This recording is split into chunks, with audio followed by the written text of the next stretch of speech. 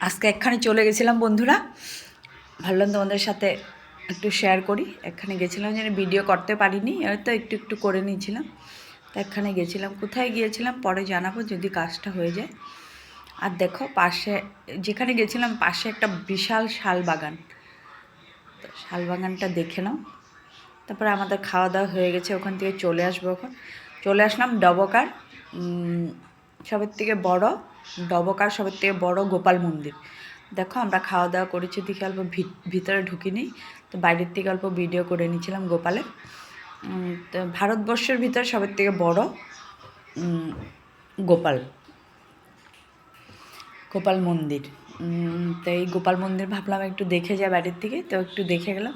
ওই যে দেখো আমাদের গোপাল ঠাকুর বসে আছে, তো গোপাল ঠাকুরকে এখানে দর্শন করলাম। এই যেখানে গেছিলাম জায়গাটার নাম ডবকা, ওখানেই গোপাল মন্দির আছে। ওখানে আমার মাসি শাশুড়ির বাড়িও আছে, তো ওখানে গেছিলাম অল্প।